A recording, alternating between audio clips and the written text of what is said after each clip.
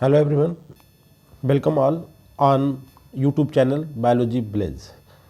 Guys, हम बात करेंगे टैक्सोनॉमी ऑफ फैमिली पेपाबेरेसी और हमारा जो टॉपिक है गाइज वो है ओपियम क्रॉप, जिसे हम बोलते हैं पेपाबर सोमनीफेरम। इस फैमिली या इस मेडिसिनल प्लांट की कुछ characteristic feature point of view की ये किस फैमिली को बिलोंग करता है और उस फैमिली के अपने क्या फीचर्स हैं, और ओपियम के बारे में बात करेंगे, इसके टाइप्स और डिफरेंट टाइप्स की ओपियम जानी जाती है। तो कौन कौन सी स्पीसीज किस नाम से जानी जाती है इंडिया या अब्रॉड, तो हम इसका ग्लोबल टेक्सोनॉमिकल डिस्क्रिप्शन के बारे में बात करने जा रहे हैं। तो सबसे पहले गाइस हम देख लेते हैं हम कैसे बात करते हैं इसके बारे में। ये ओपियम का एक पोड या कैप्सूल बोल सकते हैं, इस पर हम इस तरीके से जिसे हम बोलते हैं चीरा इंसिजन करते हैं, और या लैंसिंग बोल सकते हैं टर्मिनोलॉजी में। दूसरा इसमें देख रहे हैं कि एक पर्सन जो है वो ओपियम को किस तरीके से कलेक्ट कर रहा है। तो इसमें दो इंस्ट्रूमेंट का नाम आएगा। पहले तो बता दूं कि जिससे कि हम इस पर कटिंग करते हैं, चीरा लगाते हैं, लाइंसिंग करते हैं। दूसरा ये इंस्ट्रूमेंट या डिवाइस जिसके थ्रू बाद में हम सेकंड डे उस मटेरियल को, उस लैटेक्स को हम कलेक्ट करते हैं। तो सबसे पहले गाइस हम देखते हैं कि जो पोपी या ओपियम होता है, इसका नाम क्या होता है? पेपाबर सोमनीफेरम। ओपियम गाइस, ओपियम नहीं, पोपी या ओपियम बोलते हैं। बॉटनिकल और फैमिली होती है गाइस पेपाबेरेसी। पहला क्वेश्चन गाइस इसमें है इसकी टैक्सोनॉमिक फैमिली के बारे में। हम स्टडी मेडिसिनल प्लांट ही कर रहे हैं ओपियम, बट हम इसकी फैमिली के बारे में भी क्वेश्चन आ सकता है कि भाई कौन सी फैमिली बिलोंग करता है, उस फैमिली के अपने क्या फीचर्स हो सकते हैं। तो पहला क्वेश्चन है दी ओपियम फैमिली, जिसे हम बोलते हैं Papaveraceae, is close to which family due to the morphology of flower of Platystemon. तो इसमें तीन चीज़ें क्लियर हो रही हैं। सबसे पहले कि जो प्लेटिस्टिमोन का प्लांट्स है वो किसे बिलोंग करता है? फैमिली पेपाबेरेसी का होता है। इट इज़ स्पेसिफिक क्योंकि इस प्लांट्स के जो फ्लावर्स होते हैं उनकी सिमिलरिटी होती है रेननकुलेसी फैमिली के फ्लावर के साथ और निम्फेसी फैमिली के फ्लावर के साथ। यूफॉर्बिएसी जो कि पेट्रो प्लांट की फैमिली है, इससे इनका कोई कंसर्न नहीं है किसी भी रेस्पेक्ट में। They are not similar to the Euphorbiaceae, but जो प्लेटिस्टिमोन के फ्लावर्स हैं उनमें सिमिलरिटी पाई जाती है रेननकुलेसी के मेंबर्स की फ्लावर्स के साथ और निम्फेसी फैमिली के फ्लावर के साथ गाइस। तो आपको ध्यान रखना है कि Platystemon is the member of Papaveraceae and its flower look like the flowers of the Ranunculaceae and Nymphaeaceae family. Ranunculaceae very important family guys, जिसमें आपने सुना होगा बटर कप, और निम्फेसी जिसमें आपने निम्फिया सुना होगा कि एक स्पेशल काइंड का हाइड्रोफिटिक प्लांट्स होता है। तो इन फैमिली से पेपाबेरेसी फैमिली की सिमिलरिटी होती है on the behalf of the flowers, specifically plants Platystemon guys, ठीक है। तो करेक्ट आंसर यहाँ पे होता है सी। कल को ये भी हो सकता है कि सिंगल ऑप्शन हो कि भाई पेपाबेरेसी किस फैमिली सिमिलरिटी शो करती है, या पेपाबेरेसी फैमिली मार्फोलॉजिकली फीचर्स के बिहाफ पे किस फैमिली के बहुत करीब है, बहुत क्लोज है। तो गाइस तो इसका आंसर आपका रेननकुलेसी या निम्फेसी दोनों फैमिली हो सकता है अगर ऑप्शन में दी है। अगर नहीं है तो आपका रेननकुलेसी या निम्फेसी में से एक फैमिली दी होगी, तो आपको टिक करना है रेननकुलेसी या फिर निम्फेसी इधर। इसके साथ सेकेंड क्वेश्चन में बात करते हैं गाइस, जिसमें काफ़ी सारी इन्फॉर्मेशन है। पहली इन्फॉर्मेशन तो ये है कि इसमें 4 प्लांट्स के बारे में हमें डिस्कस करना है। What is true about the taxonomy of family Papaveraceae. Taxonomy में गाइस क्या बात करते हैं कि इस फैमिली में किस तरीके के प्लांट्स आते हैं, उन फैमिली के अपने क्वालिटीज़ क्या हैं। तो पहला पॉइंट है ए ऑप्शन की बोकोनिया, जो इस फैमिली में आता है पेपाबेरेसी में, उसका एक तो रेयर ट्री है, मतलब इस फैमिली में ट्री नहीं आते, श्रब और हर्ब्स है। एक बहुत ही रेयर ट्री है जिसे हम बोलते हैं बोकोनिया। और इस ट्री की खासियत क्या है कि इसमें जो सीड्स आते हैं इसके फ्रूट्स में वो एरिलेट का मतलब कि they are adapted to fly in the air. Second point है बी कि सैनगोनेरिया कैंडेंसिस जो एक प्लांट होता है उसे हम ब्लड रूट बोलते हैं गाइस। तो एक बहुत करेक्ट इन्फॉर्मेशन कि ब्लड रूट किस फैमिली को बिलोंग करता है गाइस, आंसर पेपाबेरेसी। ब्लड रूट किस प्लांट का बॉटनिकल नेम है? सैनगोनेरिया कैंडेंसिस। या फिर कभी क्वेश्चन ऐसे आ जाता है कि सैनगोनेरिया कैंडेंसिस इज आल्सो नोन या कॉमनली कॉल्ड एज, तो गाइस आंसर होगा ब्लड रूट। तो दो इन्फॉर्मेशन। इसके बाद आता है कि मिकोनोप्सिस एकुलेट एक प्लांट होता है जो प्रिकली हर्ब, मतलब जैसे कांटेदार का जो छोटा सा प्लांट होता है, हर्ब का मतलब छोटा सा प्लांट ही होगा, with blue purple flowers. Guys बिल्कुल ठीक बात है, मैं प्लांट भी आपको दिखाऊंगा नेक्स्ट लेक्चर में। उसके बाद है आर्जिमोन मैक्सिकाना। आपने देखा होगा जो थोड़ा सा ड्राई लैंड या जो पथरीला इलाका होता है उसमें प्लांट बहुत कॉमनली देखा जाता है, जिसे हम हिंदी में पीली कटेरी भी बोलते हैं। आपने देखा होगा पीली कटेरी। और इस प्लांट के जो सीड्स होते हैं उनसे एक ऑयल मिलता है, और जो हमारा जो मस्टर्ड ऑयल्स होता है उन्हें अडल्टरिंग करने के लिए इस ऑयल जो आर्जिमोन मैक्सिकाना से जो ऑयल प्राप्त होता है वो हमारे मस्टर्ड ऑयल को अडल्टरिंग करने में काम आता है। तो गाइस पेपाबेरेसी की जो फैमिली के बारे में सबसे पहला इन्फॉर्मेशन कि इसमें आपके ट्री नहीं है, एक सिंगल ट्री, एक वेरी रेयर ट्री है बकोनिया प्लांट का, जिसमें खासियत क्या है कि एरिलेट सीड्स आते हैं। उसके बाद इसमें ब्लड रूट का जो प्लांट होता है, जिस प्लांट को हम कॉमनली ब्लड रूट कहते हैं, आल्सो बिलोंग टू फैमिली पेपाबेरेसी। इसके बाद आता है मिकोनोप्सिस एकुलेट, जो है कि ब्लू पर्पल हैविंग प्रिकली, हर प्रिकली में कांटेदार, और आर्जीमोन मैक्सिकाना सेकंड प्लांट। सबसे पहले हम जानते हैं ओपियम कि भाई पाइपाब्रेसी को बिलोंग करती है। उसके बाद अगर आपसे पूछे कि 2 प्लांट के बाद नाम बताइए तो Argemone Mexicana a very second important significant plant of this family, जिसे हम हिंदी में बोलते हैं गाइस पीली कटेरी, ठीक है। और इसके जो ऑयल मिलता है वो उसे हमारा मस्टर्ड ऑयल को अल्टरेटिंग करने में काम आता है। तो ये बिल्कुल सही स्टेटमेंट है। यहाँ पे जो भी बातें हैं about the taxonomy of the family Papaveraceae are completely true. Question number 3 में हम बात करते हैं, एक फंगस की बात कर लेते हैं जो स्पेसिफिकली जो हमारा प्लांट है, जो हमारा मेडिसिनल प्लांट होता है ओपियम, उसमें वो डिजीज काज करता है। तो एक फंगस का नाम है फ्यूजारियम, आपने सुना होगा, बहुत ही कॉमन नाम है फ्यूजारियम, जिसमें कि आपने GA3 जो हमारा हार्मोन है उसकी डिस्कवरी में इसका बहुत बड़ा रोल था। फ्यूजारियम ओनेली फार्मी आपने सुना होगा। और अब यहाँ पे बात कर रहे हैं फ्यूजारियम सेमीटेक्नोटम टैक्टम is a fungus cause is problem on the opium poppy. तो ये फंगस जो है कह रहा है कि ओपियम पॉपी में एक प्रॉब्लम काज करता है। वो प्रॉब्लम कौन सी है? मतलब उनकी बहुत तेज़ी से बिल्टिंग, मतलब मुरझा जाते हैं plant with desiccation of leaf, और लीफ सूख जाती हैं, या फिर रूट राट। रूट राट का मतलब होता है प्लांट में गाइस कैंसर से, मतलब एक बल्कि ग्रोथ हो जाना जो रुके ना, रूट राट। थर्ड में कह रहा है कि बोथ डी में नान आप देव। तो हमारे पास 2 ही ऑप्शन बचे हैं, या ए, बी और सी। तो गाइज इसमें दोनों डिजीज जो होती हैं वो इसी फंगस के थ्रू काज करी जाती है पोपियम में, कि ये रूट रॉट भी काज कर सकता है और ये आपका rapid wilting with desiccation of leaves भी क्रिएट कर सकता है। ओपियम के लिए वेरी डेंजरस फंगस गाइज ये। इसके बाद हम क्वेश्चन नंबर 4 में बात करेंगे, जो काफ़ी अपने आप में सिग्निफिकेंट क्वेश्चन है गाइज। इसमें ये पूछा गया है कि कुछ प्लांट को हम जैसे आइसलैंड पॉपी बोलते हैं, ओपियम पॉपी बोलते हैं, इंडियन पॉपी बोलते हैं। तो आपने देखा होगा इंडियन पॉपी तो बहुत ही कॉमन सा है कि देखिए पॉपी तो एक सिंगल है, जीनस पाइपाबर और स्पीसीज डिफरेंस, ठीक है। तो इंडियन पॉपी जो बोलते हैं वो हम बोलते हैं पाइपाबर सोमनिफेरम, कॉमन सा नाम है, बट इसमें जो इसकी वैरायटी होती है जिसे हम बोलते हैं अल्बम, जो इंडिया में स्पेसिफिकली ग्रो करते हैं, इसलिए हम इसे बोलते हैं इंडियन पॉपी। तो इंडियन पॉपी का मतलब हो गया पाइपाबर सोमनिफेरम वैरायटी अल्बम, ये तो इंडियन पॉपी हो गया गाइस। तो करेक्ट आंसर इसमें से डी। अब यहाँ पे आपके पास 4 जगह पे, तो हमें दूसरा ऑप्शन देखना पड़ेगा।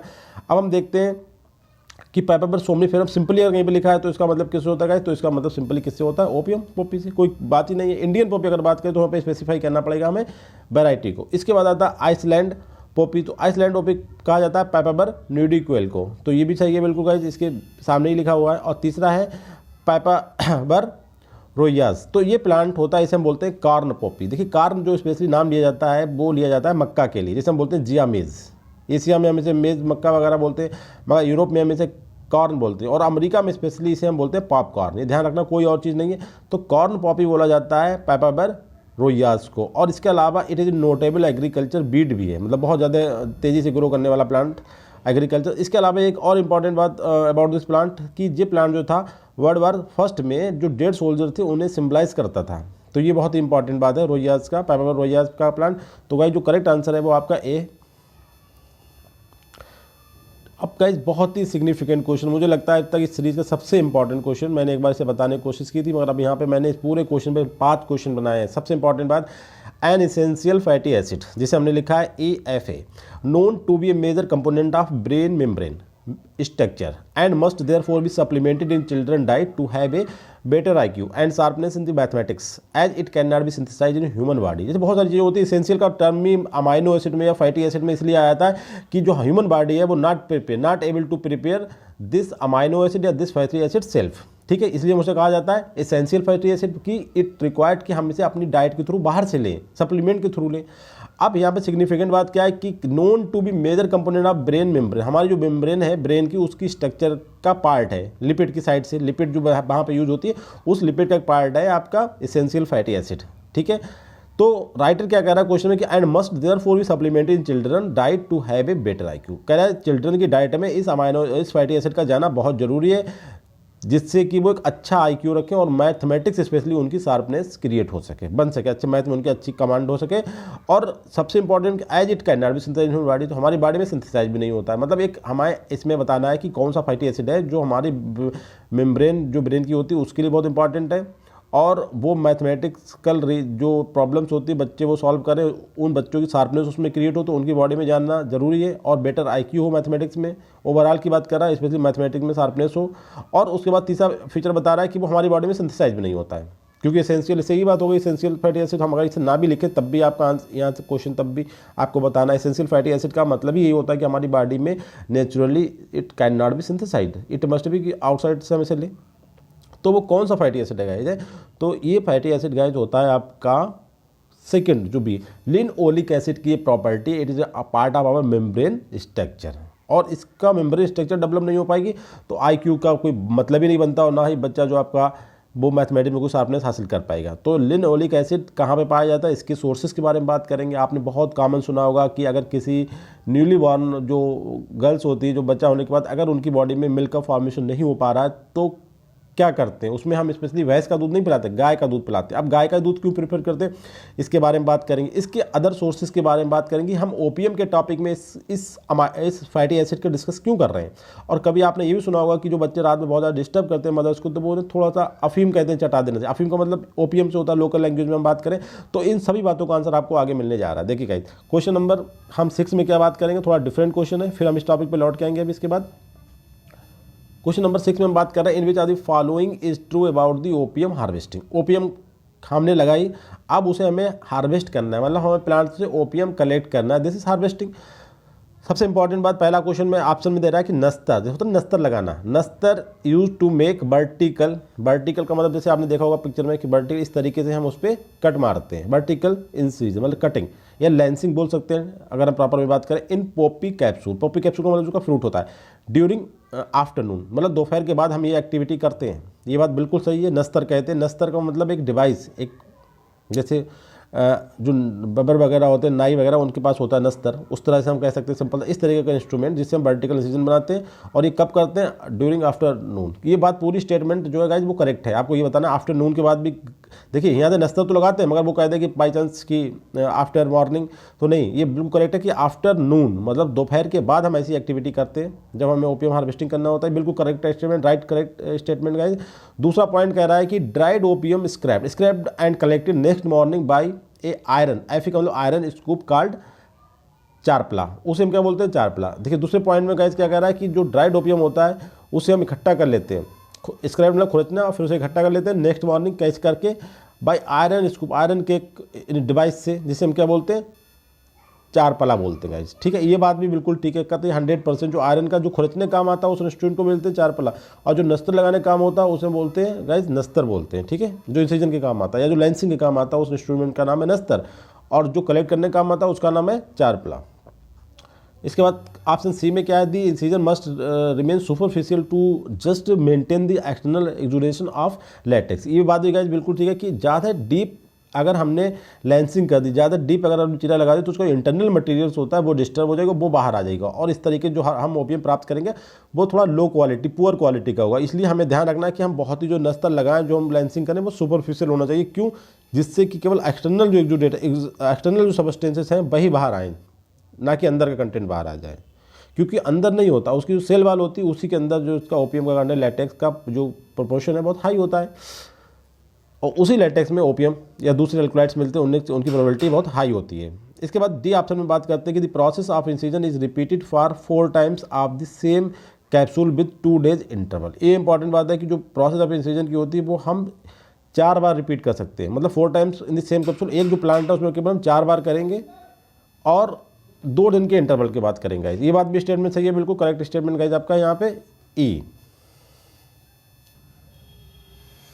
क्वेश्चन नंबर 7 में हम फिर से अपने पुराने टॉपिक पे लौट के आ रहे हैं कि जो हमारा टॉपिक था कि इसेंशियल फैटी एसिड जो था लाइनोलिक एसिड की परसेंटेज को हम 3 प्लेसेस पे हम डिस्कस करेंगे गाइज। बहुत ही इंपॉर्टेंट क्वेश्चन और बहुत ही सिग्निफिकेंट क्वेश्चन है ये गाइज इस टॉपिक का, कि द परसेंटेज ऑफ लाइनोलिक जो कि एक इसेंशियल फैटी एसिड है इन ओपीएम ऑयल। इसलिए ओपीएम ऑयल इसलिए चटाया जाता था बच्चों कि उसमें उनकी बॉडी में पहुंच जाए linoleic fatty acid, that is part of brain structure, और जिससे वो एक बेहतर आईक्यू को अडॉप्ट कर सकें and create sharpness in the mathematics. ठीक है, अब ओपीएम में इनकी परसेंटेज कितनी होती थी, अगर किसी बच्चे को मिल्क ऑफ मदर मतलब जो उसका कोलेस्ट्रॉल होता है वो ना मिल पाए तो ओपीएम का थोड़ा सा उसे पार्ट मिल जाए एक कंसंट्रेशन, तो उसके लिए वो फेमस या इम्पॉर्टेंट इसलिए है क्योंकि ओपीएम के अंदर भी ये फैटी एसिड होता है। तो अब इम्पॉर्टेंट ये कि ओपीएम में कितना परसेंटेज होता है। क्वेश्चन नंबर 7 में जो ओपीएम का परसेंटेज गाइस वो है आपका बहुत ज़्यादा परसेंटेज होता है ओपीएम में 52% होता है यस फैटी एसिड। ठीक है। इसके बाद सेकंड क्वेश्चन में बात करते हैं, क्वेश्चन नंबर 8 में, कि यही फैटी एसिड जो होता है मदर मिल्क में कितना होता है। जो ओरिजिनल चीज़ है कि मदर मिल्क बच्चे को मिलना चाहिए, इन कारणवश ना मिल पाए तो ओपीएम से उसकी क्षतिपूर्ति करना कितना इंपॉर्टेंट है। तो ओपीएम में इसकी परसेंटेज गाइस होती है 52%। अब मदर मिल्क में इसकी परसेंटेज जो होता है वो बहुत कम होती है, 8 से 9% होती है गाइस। इसके बाद अब आता है काउ मिल्क में, हम क्वेश्चन पर डिस्कस करते हैं। सबसे पहले इसे डिस्कस करने के बाद हम बात करें क्वेश्चन नंबर 10 में हम बात करते हैं कि सेम क्वेश्चन है बट काउ मिल्क में इसकी परसेंटेज कितनी होती, कि जब हम काउ मिल्क को इसका सब्सटीट्यूट, जब मदर मिल्क ना मिल पाता तो काउ को सब्सटीट्यूट करते हैं, ना कि हम बकरी का, गोट का या फिर भैंस का नहीं यूज़ करते, हम काउ मिल्क करते हैं। क्यों काउ मिल्क में इस फैटी एसिड की एक पार्टिकुलर परसेंटेज होती है, कि स्पेसिफिक परसेंटेज होती है, उस परसेंटेज की वैल्यूएशन गाइज है बहुत ही रेयर है, 1.2 से 2% तक होती है, बट होती है। इसलिए काउ के कंपेयर में या गोट के मिल्क के कंपेयर में काउ का milk for a newly born child is very important, that creates linoleic acid की जो डिफिशियंसी हो रही है उसकी बॉडी में, उस क्षतिपूर्ति को पूरा करने में काम आती है। और ये कैसे करके उसके लिए इंपॉर्टेंट है हम आपको बता चुके हैं, क्योंकि ये फैटी एसिड उसका ब्रेन की मेम्ब्रेन का पार्ट बनाता है। अब क्वेश्चन नंबर 9 पर डिस्कस करते हैं, in which are the following is true about the opium cultivation in India. Opium में जो हम मतलब पापावर सोमनीफेरम जो का कल्टीवेशन करते हैं उसके बारे में कुछ स्टेटमेंट्स हैं, उन पे हमें डिस्कस करना है कौन सा सही और कौन सा गलत है।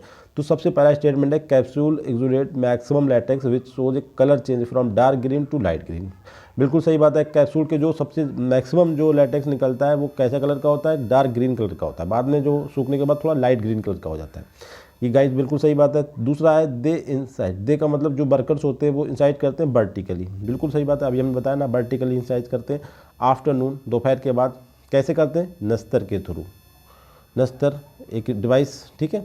और वो पेनिट्रेट कितनी होनी चाहिए, मैक्सिमम उसकी जो डीपनेस होना चाहिए, जो हम लेंसिंग कर रहे हैं, जो नस्तर लगा रहे हैं, वो 2 mm की होना चाहिए कैप्सूल में। अदरवाइज अगर इससे ज़्यादा डीप जाएगा तो दूसरा प्रोडक्ट बाहर आ जाएगा और जो ओपीएम का जो क्वालिटी है वो खत्म हो जाएगी, डिग्रेड हो जाएगी, बेकार क्वालिटी का ओपीएम हमें मिलेगा।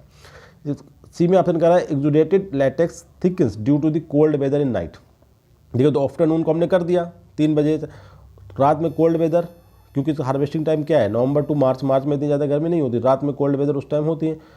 उसके बाद स्क्रैप कर लेते हैं एंड कलेक्टेड कर लेते हैं नेक्स्ट मॉर्निंग बाय ए आयरन के इंस्ट्रूमेंट, आयरन स्कूप जिसे हमने क्या बोला, चारपला या ट्रॉवेल। ये बिल्कुल स्टेटमेंट सही है, करेक्ट आंसर होता है आपका डी, कोई भी स्टेटमेंट गलत नहीं, सभी स्टेटमेंट ठीक है। इस क्वेश्चन नंबर 11 में हम बात करते हैं, true statement is R, India is only country authorize by UN single convention on narcotic drugs 1961 to produce gum opium. देखिए बहुत ही अच्छी बात है कि हमारे इंडिया के पास ये अथॉरिटी है, single country in the world, जो अथॉरिटी किसके बेस पे मिली है उसे, यूएन कन्वेंशन जो हुई थी, United nation single convention on narcotic drug 1961 में, उसने इंडिया को परमिशन दी है कि आप जो है ओपीएम गम ओपीएम का प्रोडक्शन कर सकते हैं। किसी दुनिया में किसी कंट्री के पास ये नहीं, ग्रो करने की परमिशन है बट गम ओपीएम प्रोड्यूस करने की परमिशन केवल इंडिया के पास है। इसके बाद दूसरा स्टेटमेंट है, total 11 countries including Turkey and China cultivate opium but they don't extract gum and all these countries follow CPS approach for extraction of the alkaloid. देखिए इस पूरे स्टेटमेंट में कई बातें लिखी हैं। पहला बात बताया कि टोटल 11 कंट्रीज हैं जिसमें चाइना और टर्की के पास ये परमिशन है कि वो ओपीएम को ग्रो कर सकते हैं। उसके बाद सेकंड पॉइंट कह रहा है कि और जितनी भी कंट्रियाँ हैं जी उनसे ओपीएम को निकालने में कौन सा तरीका अपनाते हैं, जिसे हम बोलते हैं सीपीएस, कंसनट्रेट। बताइए सीपीएस का मतलब आए समझ लेगा, पूरे प्लांट के हर एक पार्ट से अल्कलॉइड को एक्सट्रैक्ट करने की जो मेथड्स है वो कहलाती है सीपीएस। और सिंपल जो मेथड थी, ट्रेडिशनल मेथड, केवल हम उस लैटेक्स से दूसरा अल्कलॉइड बनाते थे, तो उस मेथड जो पहली वाली मेथड है उसका नाम है सीपीएस मेथड, कि पूरे कंसनट्रेट प्लांट का जो अब्स्ट्रैक्ट है मतलब स्ट्रा, उसे हम पूरे प्लांट को ही मतलब अल्कलॉइड बनाने में काम है, ना कि केवल उसके जो फ्रूट से हम जो लैटेक्स कलेक्ट कर रहे हैं केवल उससे हम अल्कलॉइड ना बनाएं सब, बल्कि हम पूरे प्लांट के हर एक पार्ट को यूज़ करें। तो एक जे भी रिकमेंडेशन भाई यूएन की तरफ से कि आपको सीपीएस अप्रोच फॉलो करना है, तो इस कह रहा है कि 11 कंट्री जिन्हें परमिशन है ग्रो करने की, वही जो है सीपीएस अप्रोच को फॉलो करने की भी उनके पास एक रिकमेंडेशन है यूएन की, आपको जो एक्सट्रैक्शन करना है वो सीपीएस मेथड के थ्रू करना है। इसके बाद एक बहुत ही हिस्ट्रिकल पॉइंट है कि द आयन अकबरी, एक बुक है जिसमें अकबर ने जो एक्टिविटीज़ करी, जो अपने अप डाउन करे थे उन्होंने अपने पीरियड में, उनके बारे में बात करता है। तो आयन अकबरी में ये बात नोटिस करी गई है कि जो ओपीएम का कल्टीवेशन था वो नॉर्थ जो इंडिया था उसके हर एक प्रोविंस में होता है, प्रोविंस मतलब उसके स्टेट में उस टाइम कल्टीवेट किया जाता। तो हमने इससे पहले भी क्वेश्चन कराया कि अकबर के टाइम में जो नॉर्थ इंडिया था is very much significant part of the India that are specifically recognized for the opium cultivation. ठीक है, तो ये ध्यान रखना। तो आईने अकबरी में इस बात की एविडेंस है कि जो नॉर्थ प्रोविंसेस थे इंडिया के, उसमें ओपियम कल्टिवेशन बहुत अच्छे से होता था। क्वेश्चन नंबर 12 में हम बात करने जा रहे हैं गाइस, इसमें भी हमें कुछ नहीं करना, हमें सिंपल सा ट्रू स्टेटमेंट बताना है कौन सा। पहला है कि opium cultivated in India since 10th century, 10वीं शताब्दी से ही इंडिया में ओपियम कल्टिवेशन चलन में था। इसके बाद है कि धनवंतरी निगांतु जो थे यहाँ के बहुत बड़े मतलब आयुर्वेदाचार्य थे, जैसे होना चाहिए, आप दी 10th सेंचुरी, उन्होंने ओपियम को के बारे में बात करी कि ओपियम जो है एक मल्टीपल मतलब डिजीज़ या बीमारियों के लिए एक रेमेडी का काम करता है, ये धन्वंतरी का स्टेटमेंट्स है। इसके बाद 16वीं शताब्दी में ओपियम जो था वो एक फेडरल मोनी की फॉर्म में मुगल पीरियड में ग्रो करने लगा था इंडिया। मतलब फेडरल मोनी पीरियड मतलब कि सरकारी फरमान होता था कि भाई कौन कितने एरिया में करेगा और पूरा जितना प्रोडक्ट हुआ वो रिटर्न करना पड़ेगा गवर्नमेंट ऑफिशियल्स को। इसे बोलते हैं फेडरल मोनोपोली। कोई अपनी मर्जी से ना तो इसे कर सकता था और ना ही अपनी मर्जी से सप्लाई कर सकता था। गवर्नमेंट कितना किसे परमिट कर रही है उसी के पर्सपेक्टिव में वो उतना ग्रो करेगा और उसी के रिस्पेक्ट में उसे उतना अमाउंट गवर्नमेंट को रिटर्न करना, अदरवाइज उसका लाइसेंस कैंसिल हो जाएगा, उसके ऊपर एक होती नहीं है जुडिशियल एक्शन लिया जाएगा। उसके बाद ऑप्शन डी में बात कर रहा है capsule contents about 70% of total morphine synthesized by the plant, कि कैप्सूल के अंदर जो फ्रूट वाला पार्ट है उसके अंदर टोटल प्लांट बनने वाली 70% जो मॉर्फिन जो होती है वो केवल कैप्सूल में होती है। बिल्कुल गाइस, इसीलिए हमने बोला लैटेक्स जो निकाल लेते हैं, बाकी दूसरे वाले मतलब लोग इसीलिए करते हैं क्योंकि वो थोड़ा इजी मेथड है। जबकि गवर्नमेंट ऑफ इंडिया या दूसरे यूएन का जो कन्वेंशन हुआ वो ये कह रही है कि सभी कंट्रीज जो ओपियम कल्टीवेट करती हैं कि भाई आप लोग सीपीएस मेथड को फॉलो करें, कि मतलब प्लांट के हर एक पार्ट से उसके एक्सट्रैक्ट को मतलब जो उसके अल्कोलाइड्स उन्होंने निकालें, ना कि केवल कैप्सूल से निकाल लें। तो गाइस ये बात बिल्कुल सही है, ऑप्शन है यहाँ पे करेक्ट ई, सभी स्टेटमेंट सही है। क्वेश्चन नंबर 13 में फिर वही बात करना है कि ट्रू स्टेटमेंट की बात करेंगे, क्योंकि हमारा जो क्वेश्चन बनाने का मकसद है गाइस वो आपको इन्फॉर्म करना है more information regarding that plant, मतलब ओपियम के बारे में। पहला पॉइंट है कि लैंसिंग इज लॉन्गिट्यूडनल और सर्कमफ्रेंशियल कट या इंसिडेंस। लॉन्गिट्यूडनल मतलब गाइस वही वर्टिकल, इस तरीके से लॉन्गिट्यूडनल, कोई बात नहीं, बिल्कुल सही स्टेटमेंट है। दूसरा है कि lancing is perform by skilled worker in the noon, noon मतलब आफ्टरनून, और स्किल्ड पर्सन के थ्रू ही एक्टिविटी करी जाती है। ऐसा नहीं कोई नया पर्सन आके उस पर चीरा लगाने लगे, नहीं, वो गड़बड़ कर देगा। चीरा लगाने का बताया कि डीपनेस 2 mm से ज़्यादा नहीं होना चाहिए, अदरवाइज जो क्वालिटी है ओपियम की वो खराब हो जाएगी। तो this activity done only through the skilled person, not a normal way. तीसरे में बात करें कि ड्यू जो होता है ओस अगर रात में गिर रहा है तो लैंसिंग पीरियड में जो ईल्ड है वो बढ़ जाती है उससे, ठीक है। Due during the lancing period, जब हम उसमें चीरा लगा रहे हैं, जिस टाइम हम लैंसिंग कर रहे हैं उस टाइम अगर आसमान से जो ड्यू मतलब हो रहा उसकी एक्टिविटी हो रही तो कहीं ना कहीं ईल्ड जो है गाइस वो बढ़ जाती है। तो करेक्ट आंसर इसमें आपका डी, ये बात भी सही है बिल्कुल गाइस, तीनों बातें सही हैं कि जो लैंसिंग है वो एक स्किल्ड प्रोसेस है, ना कि कोई नॉर्मल आदमी कर सकता है, वो सीखना पड़ता है। एक ऐसा नहीं है कि कोई भी पहले दिन से जो वर्क करता है वो लैंसिंग करना शुरू कर दिए। और जो लैंसिंग है वो लॉन्गिट्यूडनल और सर्कमफ्रेंशियल कट होता है, और ड्यू जो होता है कहीं ना कहीं इंक्रीज को यील्ड करता है। जब लैंसिंग के टाइम अगर ड्यू ओस गिरना, जो आसमान से पानी गिरता है, जब ओस बोलते हैं हिंदी में, ड्यू, वो कहीं ना कहीं यील्ड को बढ़ा देता है। ये बिल्कुल स्टेटमेंट सही है, तो करेक्ट आंसर होता है आपका डी। बहुत ही सिग्निफिकेंट क्वेश्चन। इसके बाद हम देखते हैं कि ओपियम के लिए कौन सी जो मट्टी जो है मतलब सॉइल जो है अच्छी मानी जाती है बेटर यील्ड के लिए इन इंडिया में। तो गाइस ये है आपकी सैंडी लोम। सैंडी लोम मतलब रेता की कंसंट्रेशन थोड़ी सी ज़्यादा होती है। करेक्ट आंसर आपका बी। अब इसके बाद हम क्वेश्चन नंबर 15 में बात करते हैं, in which of the following fact is true about the opium cropping. अब वही बात है, ओपियम क्रॉपिंग कर दिया, ओपियम कल्टीवेशन कर देते हैं कहीं पे, तो आपको आंसर आना चाहिए कि ओपियम क्रॉपिंग कल्टीवेशन यही है। देखिए पहला ऑप्शन इसमें है कि terminal capsule rich in morphine content then lateral capsule. देखिए प्लांट अगर ये है, इसमें एक ब्रांच चाहिए, दूसरी ब्रांच चाहिए, तीसरी ब्रांच चाहिए, एक कैप्सूल यहाँ पे आ रहा है, एक कैप्सूल यहाँ पे आ रहा है, तो ये लेटरल ब्रांच का कैप्सूल है और ये टर्मिनल ब्रांच कैप्सूल है। तो इसने कहा है कि जो टर्मिनल ब्रांच में जो कैप्सूल आता है उसमें मॉर्फिन का कंटेंट है, दूसरे अल्कलॉइड कंटेंट ज़्यादा होता है as compare to capsule develop on the lateral branch. इसके बाद एक हमारे मिनरल न्यूट्रिएंट की बात कर रहा है बोरान, बहुत इंपॉर्टेंट माइक्रो न्यूट्रिएंट हमारा। कह रहा है boron deficiency in poppy plants result in floral and capsule malformation, seed necrosis भी हो जाएगी। कह रहे हैं अगर बोरान की एब्सेंस हो गई पॉपी प्लांट में तो फ्लोरल फार्म मतलब फ्लावर अच्छे डेवलप नहीं हो पाएंगे, और जो कैप्सूल बनेगा, जो फ्रूट बनेगा वो डिस्टार्टेड हो जाएगा, और जो सीड जो है वो कहीं ना कहीं उसका कुछ पार्ट डैमेज हो जाएगा। नेक्रोसिस का मतलब होता है कंप्लीटली टिश्यूज डैमेज, ठीक है, उसमें छोटे छोटे से सुराग हो जाएंगे स्मॉल जिससे। थर्ड कह रहा है कि boron deficiency in poppy plants result inhibition of growth in early stage, और दूसरी बात करें अगर अर्ली स्टेजेस में बोरान की डिफिशिएंसी होगी तो प्लांट की ग्रोथ ही रुक जाएगी।